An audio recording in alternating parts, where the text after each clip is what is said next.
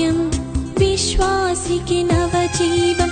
సువార్త సమయం కృపకాల సందేశం. యేసు వాక్యం విశ్వాసికి నవజీవం. నిలవాలి ప్రభు కోసం, చాటాలి ప్రభు వాక్యం.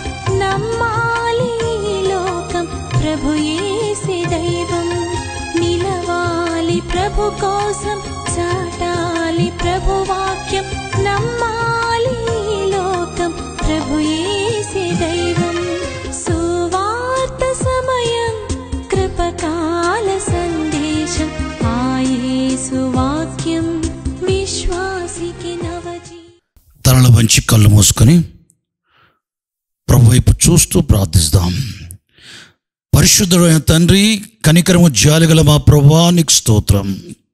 పరలోకమందు సింహాసనాసీనుడవై కెరూబుల చేత, స్వరూపుల చేత, 24 పెద్దల చేత, కోట్ల దూతల చేత, పరిశుద్ధుల ఆత్మల చేత ఆరాధింపబడుతున్న పరిశుద్ధుడైన తండ్రి, నీవు పరిశుద్ధుడవు, పరిశుద్ధుడవు, పరిశుద్ధుడవు. భూత వర్తమాన భవిష్యత్ కాలమందు సర్వాధికారి దేవుడు అయి ఉన్నావు. మా ఆరాధన నీకే తండ్రి. మాపై అధికారం నీదే నాయన. నీ అధికారం ఒప్పుకుంటూ నేను ఆరాధిస్తున్నా మా ప్రియతని, నీకు స్తోత్రాలు చెల్లిస్తాం. దేని యొక్క వాక్యం ధ్యానించుకోవడానికి మేము ప్రయత్నిస్తుండగా నీ కృప కొరకు వేడుకొనుచున్నా మా తరికి స్తోత్రాలు చెల్లిస్తాం. నీ కృపకు మూలముకు పరిశుద్ధాత్మ నా పై ఉంచి, నా నోట నీ మాటలు ఉంచి పలుకుటకు వాక్శక్తిని ఆత్మ వల్ల అనుగ్రహించండి. నీ ప్రజలకు ప్రయోజనకరమైన వాక్కును అనుగ్రహించి ఆశీర్వదించండి. అన్నిటిలో నీకు ప్రాముఖ్యత కలగాలి, అన్నిటిని బట్టి మహేపరచబడాలి. నీకు సమస్త మహిమ ఘనతా ప్రభావం చెల్లిస్తూ యేసుక్రీస్తు పేరిట ప్రార్థిస్తున్నాం పరమ తండ్రి. ఆమేన్, ఆమేన్. పరిశుద్ధ గ్రంథములో ప్రకటన గ్రంథం 3వ అధ్యాయము 10వ వచనం, 11వ వచనం, 12వ వచనం మనం చూసినట్లయితే దేనికి స్తోత్రం. ఫిలదెల్ఫియా సంఘ కాపరితో పాటు ఆ సంఘానికి చెప్తున్నాడు. ఆ సంఘానికే పరిమితమైన పోర్షన్ కాదు ఇది. దేవునికి స్తోత్రం. క్రీస్తు రక్తము చేత పాపము విమోచించబడి దేవుని పరిశుద్ధాత్మ నింపబడి పరిశుద్ధాత్మతో నడిపించబడుతూ ఆత్మయందు పరలోక దేవుని సేవించే సంఘస్థులందరికీ, 21st సెంచరీ సంఘానికి కూడా ఈ వాక్య భాగం చెబుతుంది. యేసుక్రీస్తు ప్రభు యోహాను చేత రాయించిన మాట ఏంటంటే, విశ్వాసుల పరిశుద్ధులకు సంఘానికి, నా ఓర్పు విషయమైన వాక్యాన్ని నువ్వు గైకొంటివి గనక భూనివాసులను శోధించుటకు లోకమంతటికి రాబోయే శోధన కాలములో నేను నిన్ను కాపాడేదను. యేసుక్రీస్తు ప్రభునందున్న సంఘానికి ఈ భూమి మీద జీవించే కాలములో యేసు ప్రభు త్వరగా రాబోయే దినాలు మునుపున్న సంఘ కాలములో క్రీస్తు రెండవ రాకడ మునుపు లోకమంతటికి రాబోయే శోధన కాలం ఒకటి ఉన్నది. ఇది ప్రకటన గ్రంథం 3వ అధ్యాయం 10వ వచనంలో చెప్పాడు. వెంటనే 11వ వచనంలో ఏమంటున్నాడు ఆయన? ఇదిగో నేను త్వరగా వచ్చున్నాను, నీ కిరీటమును ఎవడును అపహరింపకూడనట్లు నీ కలిగిన దాన్ని గట్టిగా పట్టుకొనుము. ఇది 11వ వచనం. 12వ వచనంలో ఏం రాయబడి ఉంది?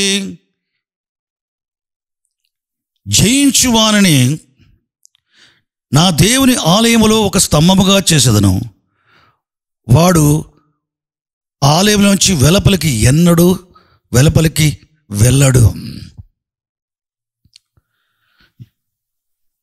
మరియు నా దేవుని పేరును, నా దేవుని యొద్ద నుండి దిగివచ్చున్న నూతన యెరూషలేము అనే ఆయన పరిశుద్ధ పట్టణం యొక్క పేరును, నా పేరును వానిపై వ్రాసేదను. చూడండి, దేనికి స్తోత్రం. భూనివాసులు శోధించుటకు లోకమంతటికి రాబోయే శోధన కాలములో ఈ సంఘ కాపరిని, సంఘాన్ని నేను కాపాడుతాను అన్నాడు. దీని అర్థం ఏంటంటే, లోకమంతటి రాబోయే శోధన గడియలో ఆ కాలమందు సంఘం భూమి మీద ఉంటుంది గనక కాపాడేదను అంటున్నాడు. లోకమంతకు రాబోయే శోధన కాలములో, శ్రమల కాలములో సంఘం భూమి మీద లేనట్లయితే, శ్రమల కాలానికి ముందుగానే సంఘం పరలోకానికి కొనిపోవడం జరిగినట్లయితే, ఇక దేవుని చేత సంఘం కాపాడబడుట అనే మాట చెప్పవలసిన అవసరము లేదు.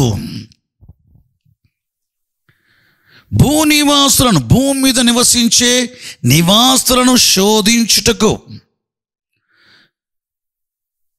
ఇక్కడ చెప్పబడిన శోధన అనే మాటకు అర్థం ఏంటంటే, 1 పేతురు పత్రిక 4వ అధ్యాయం 12వ వచనములో, మీ కలుగుచున్న శోధనను బట్టి ఆ అగ్ని వంటి మహాసభను గూర్చి మీరు ఏమాత్రం ఆశ్చర్యపోవాల్సిన అవసరం లేదు అని చెప్తున్నాడు. యేసు ప్రభు రెండవ రాకడలో బయలుపరచబడబోయే మహిమలో, మన విషయంలో, సంఘ విషయంలో బయలుపరచబడబోయే దేవుని మహిమకు మునుపు అగ్ని వంటి మహాశ్రమల్ని శోధన అంటున్నాడు పేతురు. కాబట్టి శోధన అనే మాట 2 రకాలుగా ఉంటుంది. మొదట శోధన నీ శరీరేచ్ఛలు నెరవేర్చుకోవటానికి, ఈ లోకాన్ని ఆశించటం, దేవుని తొలగిపోవటానికి వచ్చే శోధన. యోసేపుకు పొతిఫెర భార్య నుంచి శోధన వచ్చింది, శరీరేచ్ఛకు సంబంధించింది. దాన్ని జయించాడు గనక ఆయన నింద మోపబడ్డవాడై చెరసాల వేయబడ్డాడు, అంటే శ్రమ పెట్టబడ్డాడు. ఈ రెండిటిని కూడా శోధనే అంటారు. మొదటిదేంటి? శరీరేచ్ఛ ప్రకారం ప్రవర్తించి పాపం చేయడానికి వచ్చే శోధన. ఈ శోధన దాంట్లో రెండవ భాగం ఏంటి? శరీరేచ్ఛ కష్టపెట్టబడటం, హింసించబడటం, అవసరమైతే చంపబడటం. ఈ శ్రమను కూడా శోధన అంటారు. భూనివాసులను శోధించడం లోకమంతటికి రాబోయే శోధన కాలంలో సంగమా, యేసు ప్రభు రక్తమిచ్చి సంపాదించుకున్న సంగమా, నువ్వు ప్రభువు చేత కాపాడబడతావని ప్రభువే స్వయాన నీతో మాట్లాడుచున్నాడు, వాగ్దానం చేయుచున్నాడు. ఈ శ్రమ గురించి, శ్రమల కాలం గురించి మాట్లాడిన తర్వాత ప్రభువే స్వయాన చెప్పే మాట ఏంటంటే, ఈ శ్రమల కాలములో భూమి మీద ఉండే సంఘమైన నేను కాపాడుతాను అని చెప్పిన తర్వాత, ఇదిగో నేను త్వరగా వచ్చున్నాను. ఇది ప్రభు చెప్పే మాట. ఇదిగో నేను త్వరగా వచ్చున్నాను. యేసు ప్రభు త్వరగా వచ్చిన మాట ప్రకటన గ్రంథం 3వ అధ్యాయం 11వ వచనంలో చెప్పక మునుపు 10వ వచనంలో లోకమంతటికి రాబోయే శోధన కాలం అన్నాడు. అంటే ప్రభు ఏమని చెప్తున్నాడు? ముందు లోకములో భయంకరమైన శోధన అనే శ్రమలు వస్తాయి, దాని తర్వాత యేసు ప్రభు నేను వస్తాను అంటున్నాడు. నేను వచ్చినప్పుడు నీకేమిస్తాను?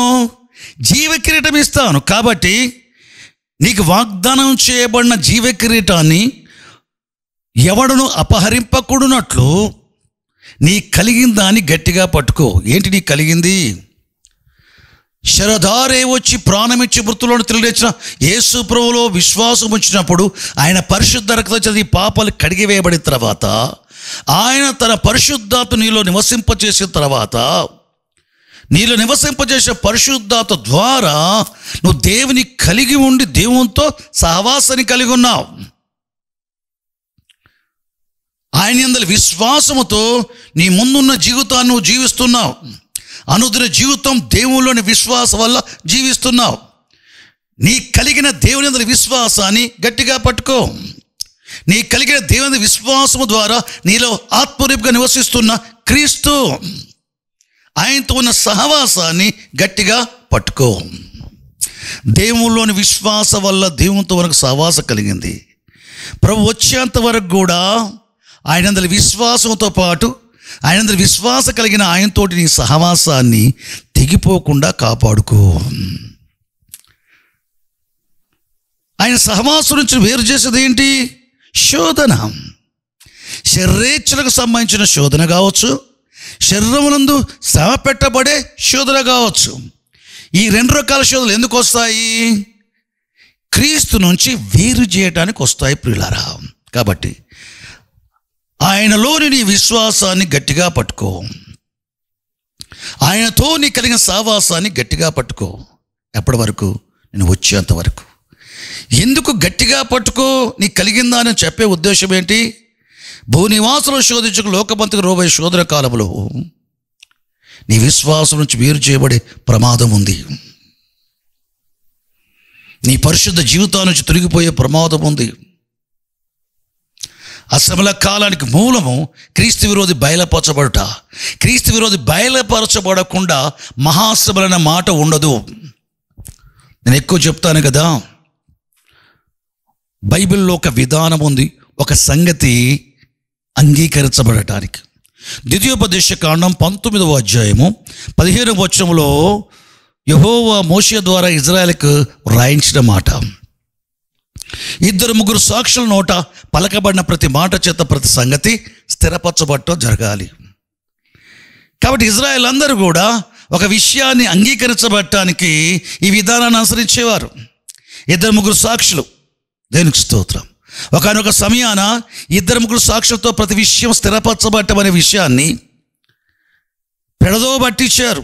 అహాబు కాలంలో ఇజ్రాయేల్లోని అహాబు రాజు యొక్క ఇంటికి ఆనుకున్న ద్రాక్ష తోట నాబోతుది. ఆ నాబోతుని పిలిపించి అహాబు రాజు చెప్పాడు, నా ఇంటిని ఆనుకుంది నీ ద్రాక్ష తోట, నాకు కూర తోటకి నాయనా, నీకు వేరే భూభాగం ఇప్పిస్తానని చెప్తే నాబోతు ఒప్పుకోలే. మూతి ముడుచుకున్న వాడే భోజనం చేయకుండా అహాబు రాజు పడుకుంటే యెజెబెలు అతని భార్య రాణి వచ్చేసి, ఏమయ్యా భోజనం చేయంటే నేను చేయనని మూతి ముడుచుకున్నాడు.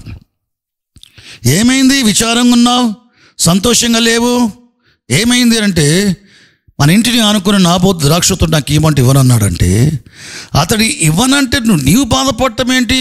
నువ్వు మూతి ముడుచుకొని ఆ భోజనం చేయకుండా పడుకోవటం ఏంటి? నువ్వు ఇజ్రాయేల్కి ఇంకా రాజు అయి ఉన్నావయ్యా, నువ్వు భోజనం చేసి పడుకో, ఆ ద్రాక్షతోటి ఇప్పించే పని నాది అన్న ఆమె. ఇజ్రాయేల్లో పెద్దలు పిలిపించి, నాబోతు మీద మీరు అబద్ధ సాక్ష్యం చెప్పాలి. ఏం చెప్పాలి? ధర్మశాస్త్రం ఏమని చెప్తా ఉందంటే, 2-3 సాక్షుల పలకబడ్డ ప్రతి మాట స్థిరపరచబడడం జరగాలి. అది అంగీకరించాలి ఇజ్రాయేల్, అంతే. కాబట్టి దేవుని మీదను రాజు మీదను దూషణ మాటలు పలికాడనే సాక్ష్యాన్ని మీరు చెప్పించాలి. ఆ తర్వాత రాళ్ళతో కొట్టి చొప్పించాలి. రాజుని కానీ దేవుని కానీ దూషిస్తే వారు రాళ్ళతో కొట్టబడి చంపడాలని నియమం ఉంది. కాబట్టి ఇజ్రాయేల్ ఏం చేశారు? రాని మాట విని అబద్ధ సాక్షులు నిలవబెట్టి నాబోతు మీద దేవుని దూషించినట్టుగా, రాజును దూషించినట్టుగా అబద్ధ సాక్ష్యాలు చెప్పించగా ఇజ్రాయేల్ అందరూ ధర్మశాస్త్ర ప్రకారం రాళ్ళతో కొట్టి చంపేశారు. నిరపరాధిని రాళ్ళతో కొట్టి చంపించారు. దేవుని యొక్క వాక్యాన్ని తమ స్వార్థం కోసం ఉపయోగించుకోవటం కూడా జరిగింది ప్రియులారా. అట్లా కాక నీలో నాలో నివసించే పరిశుద్ధాత్మను అనుసరించి పరిశుద్ధ వాక్యాన్ని ఉపయోగించుకోవటం కలవడబడాలా. నువ్వు పరిశుద్ధాత్మ నింపబడకపోతే నీ మనుష్య ఆత్మను అనుసరించి మానవరీత్యా నువ్వు గ్రహించే దాన్ని బట్టే పరిశుద్ధాత్మ వల్ల రాయబడ్డ గ్రంథాన్ని ఉపయోగించుకునే ప్రయత్నం చేస్తావు. తప్పుడుగా ఉపయోగించుకొని కష్టాలు నష్టాలు తెచ్చిపెట్టుకునే ప్రమాదంతో పాటు ఇతరులకు నష్టం కలగజేసే అవకాశాలు కూడా ఉన్నాయి. కాబట్టి దేవునికి స్తోత్రం. పరిశుద్ధ గ్రంథాన్ని రాసిన వ్యక్తి పరిశుద్ధాత్ముడు. చాలామంది మనుషులు రాశారో చెప్తారు. మనుషులు దేవుని చేతిలో కలముల వంటి వారు. ఎటువంటి వారు? కలములు, పెన్స్ లాంటి వాళ్ళు. 5 కాండాలు రాయడానికి ఒక పెద్ద పెన్ను ఉపయోగించుకున్నాడు దేవుడు. మోషే యెహోషువ గ్రంథాన్ని రాయడానికి యెహోషువను ఉపయోగించుకున్నాడు. కీర్తనలు రాయడానికి దావీదు, సొలొమోను, మోషే, ఆసాబు కుమారులు, కోరో కుమారులు, ఎజ్రా ఇటువంటి వారిని ఉపయోగించుకున్నాడు. సువార్తలు రాయడానికి మత్తయి, మార్కు, లూకాను ఉపయోగించుకున్నాడు. అపోస్తలులు రాయడానికి లూకాను ఉపయోగించుకున్నాడు. కళలు అవన్నీ. ప్రకటన గ్రంథం ఒక కలం, యోహాను అనే కలం. దేవునికి స్తోత్రం, దేవుని మహిమ కలుగాక. వ్రాసిన గ్రంథకర్త ఎవరయ్యా అంటే పరిశుద్ధాత్ముడు. పరిశుద్ధాత్మలో రాయబడ్డ గ్రంథం పరిశుద్ధాత్మ దేవుని చేతిలో దైవజనులైన ప్రవక్తలు మనుషులు కలముల వంటి వారు, అంతే. పరిశుద్ధాత్మ రాయబడిన ఈ గ్రంథాన్ని సరిగ్గా మన ప్రయోజనం ఇతరుల ప్రయోజనం ఉపయోగించుకోవాలి అంటే అదే పరిశుద్ధాత్మతో నీకు సంబంధం ఉండాలి. పరిశుద్ధాత్మని కలిగి ఉండి పరిశుద్ధాత్మ నడిపించబడుతూ పరిశుద్ధాత్మ నడిపింపులో దేని ఒక వాక్యాన్ని ఉపయోగించుకోవాలి. ప్రియులారా, దేనికి స్తోత్రం. 2-3 సాక్షుల నోట పలకబడ్డ ప్రతి సంగతి స్థిరపరచబడును మోషే చెప్పిన విషయం ఇది. ఇజ్రాయేల్ అందరూ కూడా క్రీస్తు యేసు ఈ లోకానికి వచ్చేంత వరకు, శరదారి వచ్చేంత వరకు ఇదే విధానాన్ని అనుసరించారు. యేసు ప్రభు శరదారే వచ్చిన తర్వాత ఆయన కూడా చెప్తున్నాడు మత్తయి సువార్త 18:16 ప్రతి సంగతి 2-3 సాక్షుల నోట పలకబడ్డ మాట చేత స్థిరపరచబడ్డ జరగాలి అన్నాడు. యేసు ప్రభు చనిపోయి లేచి పరలోకానికి ఎక్కిపోయిన తర్వాత ఆయన విశ్వాసం వచ్చిన వారిపై పెంటెకొస్తు పడిన పరిశుద్ధాత్ముడు కుమ్మరించబడ్డాడు. సంఘము జన్మించింది భూమి మీద మేడగదిలో యెరూషలేము పట్టణంతో. రోజు రోజుకి ప్రభుని అంగీకరించి రక్షించబడ్డ వారందరూ కూడా చేర్చబడుతూ విస్తరిస్తూ ఉంది. ఆ సంఘ కాలములో కూడా అపోస్తలుడు పౌలు ఏమని చెప్తున్నాడో తెలుసా? కొరింథీ సంఘానికి రాసిన 2వ పత్రిక 13:1 2-3 సాక్షుల నోట పలకబడ్డ మాట చేత ప్రతి సంగతి స్థిరపరచబడ్డ జరగాలి అన్నాడు. క్రీస్తుకు పూర్వము కానీ, క్రీస్తు శరదారి దినములలో కానీ, క్రీస్తు మృతుల్లోంచి పరలోకానికి ఎక్కిపోయిన తర్వాత సంఘకాలంలో కానీ సంఘాలు, పరిశుద్ధులు, దేవసేవకులు ఒక విషయాన్ని అన్వయించుకోవటానికి, అంగీకరించడానికి, దాన్ని అమలు చేయటానికి 2-3 సాక్షుల నోట పలకబడ్డ మాట కావాలి. దేనికి స్తోత్రం. నేటి క్రైస్తవ సమాజములో, క్రైస్తవ లోకములో, ప్రపంచం అంతటా యేసు ప్రభు 2వ రాకడ కూర్చిన సరైన బోధనలు లేవు. బోధకులు అనేకులు గుడ్డివారై ఉండి గుడ్డివారికి త్రోవ చూపెడుతున్నారు. 2 గుంటలో పడతారని యేసు ప్రభు చెప్పాడు. గుడ్డివాడు మరొక గుడ్డివానికి ఏ విధంగా త్రోవ చూపెడతాడు? చూపెట్టలేరు. గుడ్డివారికి త్రోవ చూపించడానికి తెరవబడ్డ కళ్ళు గలవారుగాను ఉండాలి. చూపు కలిగిన వ్యక్తులే గుడ్డివారికి త్రోవ చూపించగలరు. నేను గుడ్డివాడని మరొక గుడ్డివారికి త్రోవ చూపించలేను. యేసు ప్రభు 2వ రాకడ గురించి ప్రత్యక్షత, 2వ రాకడ గురించి విషయాలు బయలుపరచబడటం, ఎండ్ టైమ్స్ చివరి దినాల గురించి ప్రత్యక్ష కలిగి ఉంటాం, నిత్యత్వాన్ని గురించి ప్రత్యక్ష కలిగి ఉంటాం. లేని వాళ్ళు కూడా ఎవరో ఆయన చెప్పాడని చెప్పేసి మనం చెప్పుకుంటూ పోవటం వల్ల, ఇది ఈ విధంగా ఒకరు చూచి ఒకరు చెప్పుకోవటం వల్ల తప్పుడు బోధలు, చివరి దినముల గురించి, యేసు ప్రభు 2వ రాకడను గురించి, నిత్యత్వాన్ని గురించి తప్పుడు బోధలతో నిండుకుంది క్రైస్తవ ప్రపంచం. సరైన బోధ కిందకి ఎప్పుడు రావాలి? ఇదే విధానాన్ని అనుసరించాలి. క్రీస్తుకు పూర్వం ఇజ్రాయెల్ ఏ విధానాన్ని అనుసరించి ఒక విషయాన్ని నమ్మారో, క్రీస్తు కాలంలో ఒక విషయాన్ని నమ్మటానికి, అంగీకరించడానికి ఏ విధానాన్ని అనుసరించారో, సంఘం ప్రారంభమైంది మొదలుకొని క్రీస్తు వచ్చేంత వరకు కూడా అదే విధాన్ని అనుసరించడం అనేది బైబిల్లో కనబడుతూ ఉంది. కనుక ఈ చివరి దినాల్లో 2వ రాకడ జ్ఞానం, నిజమైన జ్ఞానం, బైబిల్ చెప్పే విధంగా ఆ బోధని కలిగి దాంట్లో స్థిరపరచబడి ఆయన రాకడ అపేక్షిస్తూ జీవించేవాడుగా ఆయన రాకడ పర్యంతం ఉండాలి అంటే ఈ విధానాన్ని అనుసరించాలా. కాబట్టి నేను చెప్పే విషయం ఏంటంటే, లోకమంతటికి రాబోయే శ్రమలు మొదట, ఆ తర్వాత యేసు ప్రభు వచ్చేసి పరిశుద్ధులకు మహిమనివ్వటం అని చెప్తున్నాను. ఈ విషయాలను నువ్వు అంగీకరించాలంటే 2-3 సాక్షుల చేత పలకబడ్డ మాట చేత ఈ విషయం నీ జీవితాల్లో స్థిరపరచబడాలి. 2-3 సాక్షులు లేనట్లయితే నువ్వు అంగీకరించుకో. ఇప్పుడు నేను చెప్తున్నాను దేనికి కృప బట్టి.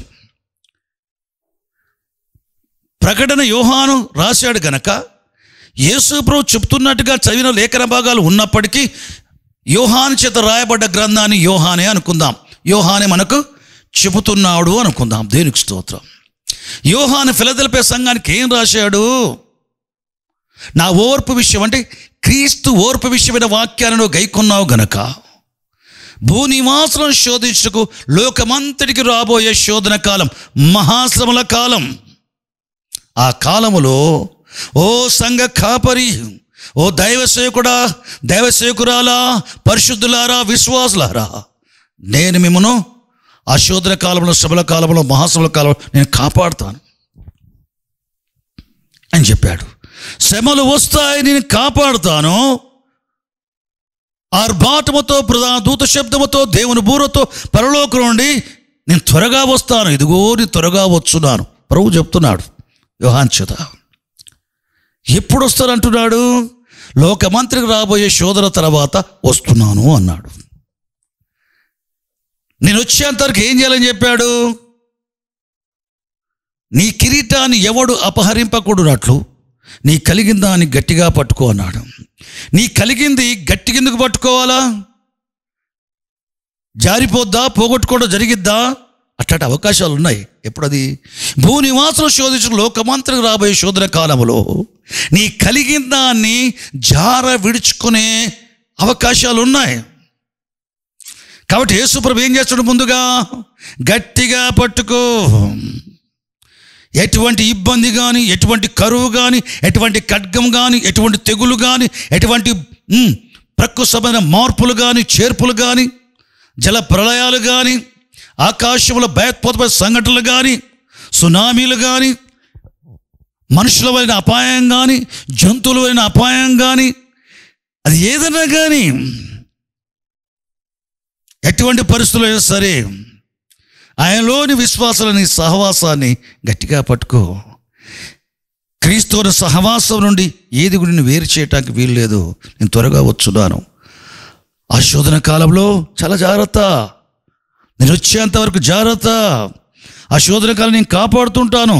కానీ అక్కడ కలిగే కనబడుతున్న, వినబడుతున్న విషయాలను బట్టి అసలు నీకు తోడై ఉన్నానా లేదని కూడా అనుమానం వస్తుంది. ఆ రోజుల్లో ప్రభు మనతో ఉన్నాడా, కాపాడుతున్నాడా, నా కుటుంబాన్ని నిర్వహిస్తున్నాడా, నా సంఘాన్ని నిర్వహిస్తున్నాడా, నా జీవితాన్ని నిర్వహిస్తున్నాడా, లేదా దేవుడు నన్ను విడిచిపెట్టాడా? అర్థం కాదు. ఎందుకు తెలుసా? చెప్పబడేటి, నీ వినబడుతున్నవి, నీ కనబడుతున్న వాటి బట్టి మనుషులందరూ కలవరం చెందుతారు. ధైర్యం ఏమాత్రం ఉండదు. ఈ లోక జనులు ఏం చేస్తారు? అధైర్యపడతారు. లోకం మీకు రాబోయే వాటి విషయమై ధైర్యం చెడి కూలుతారు అని బైబిల్ చెప్తుంది. వాళ్ళ వైపు, వాటి వైపు చూస్తే నీవు కూడా కూలిపోయే ప్రమాదం ఉంటుంది. విశ్వాసాన్ని కర్తయు దాన్ని కొనసాగించువాడైన యేసు వైపు చూచుచూ నీ ఎదుట ఉన్న పందెముల ఓపికతో పరిగెత్తాలా బైబిల్ చెప్తుంది. ఆయన వైపే చూడాలి. ఏ కాలం కానీ, ఎట్టి కాలం కానీ ఆయన వైపే చూడాలి పిల్లారా. కాబట్టి ఆ దినాలలో అవకాశం ఉంది కనుక జాగ్రత్త. నీ కలిగిందా అని గట్టిగా పట్టుకో. పోగొట్టుకున్నావా? నా వల్ల పొందబోయే కిరీటాన్ని పోగొట్టుకుంటా. నేను వచ్చే వరకు నీ కలిగిందాన్ని గట్టిగా పట్టుకో. ఇదిగో నేను త్వరగా వచ్చున్నాను. వచ్చి ఏం చేస్తాను? జీవ కిరీటం ఇస్తాను. వచ్చి ఏం చేస్తాను? నా దేవుని ఆలయములో నిన్ను ఒక స్తంభముగా చేస్తాను. దానిలో నువ్వు ఎన్నడూ వెలపలికి రావు. దేవుని ఆలయములు, నా దేవుని ఆలయములో నేను ఒక స్తంభముగా చేస్తాను. దానిలో నువ్వు వెలపలికి రావు. నా దేవుని పేరును, నా దేవుని యొద్ద నుండి దిగివచ్చున్న నూతన యెరూషలేము అనే ఆ పరిశుద్ధ పట్టణం యొక్క పేరును, నా క్రొత్త పేరును వానిపై వ్రాసెదను. దేవుని ఆలయములో ఒక స్తంభంగా చేయబడ్డప్పుడు దేవుని సింహాసనం ఉండి ఆయన ముఖదర్శనం చేసుకుంటూ దివారాత్రులు సేవిస్తూ ఉంటావు. అది నిత్యత్వం. నిత్యత్వాన్ని గురించి యేసు ప్రభు చెప్పే మునుపు నేను వస్తాను అన్నాడు. నేను త్వరగా వస్తాను అని చెప్పే మాటకు మునుపు భూనివాసులందరికీ శోధించుటకు లోకమంతటి రాబోయే శోధన కాలం అంటే శ్రమల కాలం గురించి మాట్లాడి నేను కాపాడుతాను అంటున్నాడు. 3 విషయాలు చెప్పాడు. ముందు శ్రమల కాలం, రెండవది యేసుప్రభు రావటం, మూడవది నిత్యత్వములో దేవుని సింహాసనం ఉండి ఆయన ముఖదర్శనం చేసుకుంటూ ఆయన సేవిస్తూ ఆరాధించే విషయాన్ని చెప్పుకొచ్చాడు. నిత్యత్వం అది. ఇది యేసు ప్రభువు చెప్పాడు, యోహాను రాశాడు. ఇది యేసు ప్రభువు చెప్పాడని చెప్పొచ్చు, యోహాను కూడా సాక్ష్యం ఇస్తున్నాడని చెప్పొచ్చు. రాసింది యోహాను. ఒక సాక్ష్యం. ప్రకటన గ్రంథంలో ఇంకా కాస్త లోతుకు వెళ్ళక మునుపు కాస్త ప్రక్కకు పోదాం, పేతురు దగ్గరికి వెళ్దాం. బైబిల్ ఏమని చెప్తా ఉంది? రెండవ సాక్ష్యం యోహాను అయిపోయింది. ఇప్పుడు పేతురు దగ్గరికి వెళ్దాం. మొదటి పేతురు పత్రిక 1వ అధ్యాయము 6-7 వచనాలు చూసినట్లయితే, చెదిరిపోయిన యాత్రికులైన పరిశుద్ధులకు రాస్తూ పేతురు చెప్తున్న మాట,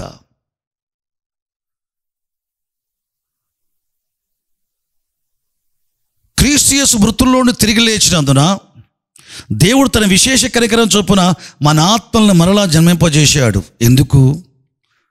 అక్షయమైనది, నిర్మలమైనది, వాడబారద స్వాస్థ్యము మనకు కలుగునట్లు ఆయన మనల్ని మరలా జన్మింపజేసను. యేసు ప్రభు మృతుల్లోంచి లేచినందున దేవుడు తన విశేష కనికరము చొప్పున ఏం చేశాడు? అక్షయమైన, నిర్మలమైన, వాడబారని స్వాస్థ్యానికి మనం పొందునట్లు మన ఆత్మల్ని తిరిగి జన్మింపజేశాడు. ఎందుకు? యేసు ప్రభు మృతుల్లోంచి లేచడం వల్ల మన ఆత్మలు తిరిగి జన్మింపజేశాడు. అక్షయమైన, నిర్మలమైన, వాడబారిన స్వాస్థ్యం మనకు కలిగించటకు. ఇది క్షయమైన శరీరం, ఇది వాడబారే శరీరం, ఇది పాప శరీరం. యేసు ప్రభు పరలోకుడు వచ్చినప్పుడు ఈ క్షయమైన శరీరాన్ని అక్షయ శరీరంగా మారుస్తాడు. ఈ పాప శరీరాన్ని నిర్మలమైన అంటే పవిత్రమైన శరీరంగా మారుస్తాడు. ఈ వాడిపోయే శరీరాన్ని వాడబారిన శరీరంగా మారుస్తాడు. దీని ఏమన్నాడు? అక్షయమైన, నిర్మలమైన, వాడబారని స్వాస్థ్యం. ఈ స్వాస్థ్యము మన కొరకు పరలోకమందు భద్రము చేయబడినది. కడవరి కాలములో బయలుపరచబడకు సిద్ధముగానున్న ఈ స్వాస్థ్యం పరలోకములో మన కొరకు భద్రము చేయబడి ఉన్నది. కానీ ప్రస్తుతము అవసరాన్ని బట్టి కొంచెం కాలం మాకు నానావిధ శోధల చేత మీకు దుఃఖం కలుగుచున్నది. పరలోకం నుండి బయలుపరచబడబోయే ఆ మహిమ స్వాస్థ్యము మనకు అనుగ్రహించబడక మునుపు ప్రస్తుత కాలములో అవసరాన్ని బట్టి కొంచెం కాలము నానావిధ శోధల చేత మీరు దుఃఖపడుచున్నారు. అయితే యేసుక్రీస్తు ప్రభు ప్రత్యక్షమైనప్పుడు ప్రస్తుతం మీరు పొందుచున్న శ్రమలు ప్రభువు వచ్చినప్పుడు మీకు మెప్పు, మహిమ, ఘనత కలుగుటకు ఈ శ్రమలు కారణమవును. ప్రస్తుత కాలపు శరీర సంబంధమైన శ్రమలు యేసు ప్రభు వచ్చినప్పుడు మనకు మెప్పు పొందటానికి, మహిమ పొందటానికి, ఘనపరచబడటానికి కారణమవుతాయట ఈ శ్రమలు. పేతురు ఏమని చెప్తున్నాడు?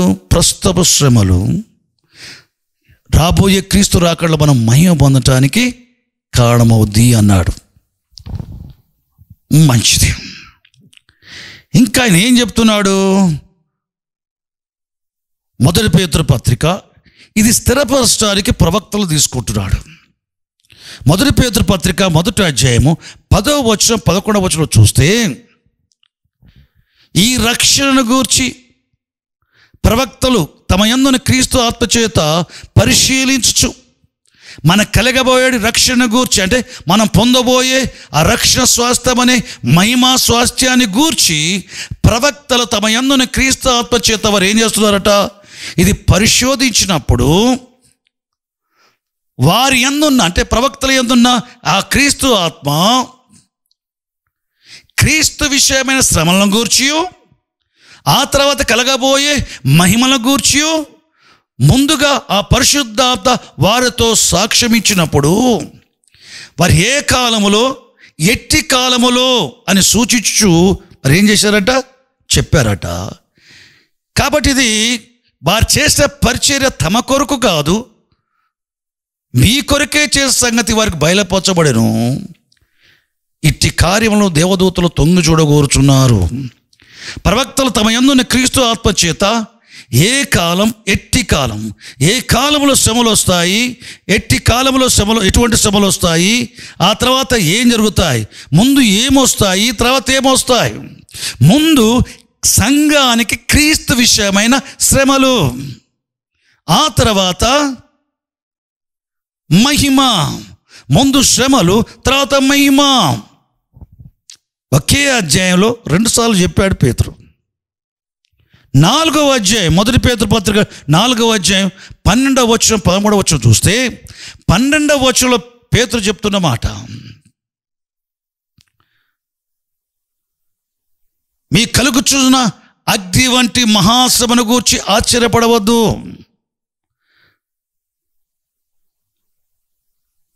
క్రీస్తు మహిమ బయలుపరచబడినప్పుడు మీకు మహానందంతో కూడిన సంతోషం కలుగునట్లు మీ క్రీస్తు శ్రమలలో పాలివారైనంతగా సంతోషించుడి. క్రీస్తు శ్రమలో పాలివారైనట్లుగా సంతోషించుడి. ఇప్పుడు అగ్ని వంటి మహాశ్రమల గురించి మాట్లాడుతున్నాడు. అపోస్తలుడైన పేతురు మొదటి అధ్యాయంలో ప్రవక్తలు ఎందుకు తీసుకున్నాడు తెలుసా? చెదిరిపోయిన పరిశుద్ధ యాత్రికులంతా కూడా యూదులలోని విశ్వాసులు. యూదులకు అపోస్తలుడు ఈ వ్యక్తి యూదులకు రాస్తున్నప్పుడు యూదులు సహజంగా ప్రవక్తలు నమ్ముతారు, ప్రవక్తలపై ఆధారపడతారు, ప్రవక్తల ప్రవచనాలు నమ్ముతారు. గనక అపోస్తలుడైన పేతురు చెప్పే విషయాన్ని వారు అంగీకరించినట్లుగా ఆయన చేస్తున్న దైవిక ప్రయత్నం ఏంటంటే, వారు సహజంగా ప్రవక్తల గ్రంథాలని, ప్రవక్తల ప్రవచనాలు నమ్ముతారు గనక ప్రవక్తలను తీసుకొని చెప్తున్నారు. ప్రవక్తలు ఆ పొందబోయే స్వాస్థ్యాన్ని గురించి పరిశీలించు తమ యందున్న క్రీస్తు ఆత్మచేత వారు తెలియజేసేది ఏంటయ్యా అంటే, క్రీస్తు విశ్వ శ్రమలు, వాటి తర్వాత కలగబోవు మహిమలు అన్నాడు. ప్రవక్తలు చెప్పారు, క్రీస్తుని బట్టి వచ్చే శ్రమలు మీకు వస్తాయి, తర్వాత మహిమ అని ప్రవక్తలు చెప్పారు. ఆయన చెప్పే విషయాన్ని అనుమానపడకుండా అంగీకరింపజేయడానికి ప్రవక్తలను ఉపయోగించుకుంటూ ఏం చెప్తున్నాడు చివరికి 4వ అధ్యాయం 12-13 వచనాల్లో అగ్ని వంటి మహాశ్రమలు అంటున్నాడు. ఈ అగ్ని వంటి మహాశ్రమం దేని గురించి చెప్పాడు తెలుసా? క్రీస్తు విరోధి బయలుపరచబడ్డప్పుడు లోకమంతటా ఉండబోయే మహాసభల గురించి చెప్పుకొచ్చాడు. ప్రస్తుతం అప్పుడు ఆ పరిస్థితి తగినట్టుగా పేతురు మాట్లాడినప్పటికీ పరిశుద్ధాత్మ పేతురు ద్వారా చెప్పించడం, రాయించడం అనేది భవిష్యత్ కాలమును ఉద్దేశించి కూడా పరిశుద్ధాత్మ ఆలోచనలో ఉన్నది. యేసు ప్రభు ప్రత్యక్ష కాక మునుపు దినాలలో ఉండే పరిస్థితిని కూడా ఈ తరం వారికి అర్థమయ్యేటట్టుగా పరిశుద్ధాత్మ దేవుడు అప్పటి కాలానికి అనుకుంటున్న పేతురు ద్వారా ఇప్పటి కాలానికి కూడా పనికొచ్చినట్టుగా ప్రవచనాసరంగా పేతురుతో రాయించాడు. పిల్లారా, అపోస్తలుడైన పేతురు ప్రవచనాసరంగా పరిశుద్ధులతో మాట్లాడుతున్నాడు కాబట్టి ప్రవక్తలను ఎత్తిపట్టాడు. ప్రవచనాసనం చెప్పే మాట ఏంటయ్యా అంటే, ముందుగా అగ్ని వంటి మహాశ్రమలు, తర్వాత బయలుపరచబడబోయే క్రీస్తు మహిమ. ముందు శ్రమలు, తర్వాత మహిమ అని చెప్తున్నాడు పేతురు. ఒకే పత్రికలో 3 చోట్ల చెప్పాడు. యోహాను సాక్ష్యం అయిపోయింది, పేతురు సాక్ష్యం కూడా అయిపోయింది. ఇప్పుడు అపోస్తలుడైన పౌలు ఏమని చెప్తున్నాడో చూద్దాం. రోమీయులకు రాసిన పత్రిక 8వ అధ్యాయము 18వ వచనంలో ఏమని రాయబడి తెలుసా? మన ఎడల ప్రత్యక్ష కాబోయే మహిమ ఎదుట ఇప్పటి కాలపు శ్రమలు ఎన్నదగినవి కావు. పౌలు అనుకుంటున్నాడు యేసుప్రభు త్వరగా వస్తాడని, కానీ ఆ కాలం ముందు ఈ పత్రిక రాసవ్యానికి సంఘానికి ఏమున్నాయి? శ్రమలు ఉన్నాయి. ప్రస్తుత శ్రమలు, దీని తర్వాత ప్రభు వస్తాడు, మహిమనిస్తాడు అనుకుంటున్నాడు. పరిశుద్ధాత్మ మాత్రమే రాయించాడు ఆయనతోటి. కానీ పౌలు గ్రహించిన దానికంటే భవిష్యత్ జ్ఞానం గల పరిశుద్ధాత్మ దేవుడు ప్రస్తుతానికి సంబంధించింది పౌలు గ్రహించినట్టుగా చేసి, తెలుసుకున్నట్టుగా చేసి పౌలుతో రాయించడమే కాకుండా, పరిశుద్ధాత్మ పౌలుతో రాయించేటప్పుడు ఆ కాలమందున సంఘాన్ని దృష్టిలో పెట్టుకుని మాత్రమే కాక, క్రీస్తు రెండవసారి ప్రత్యక్షమయ్యే దానికి మునుపున్న సంఘాన్ని దృష్టిలో పెట్టుకొని కూడా, మహాసభల కాలంలో ఉండబోయే సంఘాన్ని దృష్టిలో పెట్టుకొని కూడా రాయించాడు. ప్రియులారా, మన ఎడల సంఘం ఎడల ప్రత్యక్షంగా పోయే మహిమ ఎదుట ఇప్పటి కాలపు శ్రమలు ఎన్నదగినవి కావు. అప్పటి కాలపు శ్రమల గురించి ఏం చెప్తున్నాడు? 8వ అధ్యాయం చివరి పోర్షన్ అంతా 34 వచ్చిన 36 వచ్చిన వరకు. క్రీస్తు ప్రేమ నుంచి మనం ఎడబాపునదేది? కరువా, ఖడ్గమా, హింస, శ్రమ, దేవదూతల, ఉన్నవా, రాబోనవా? ఇవి ఏవి కూడా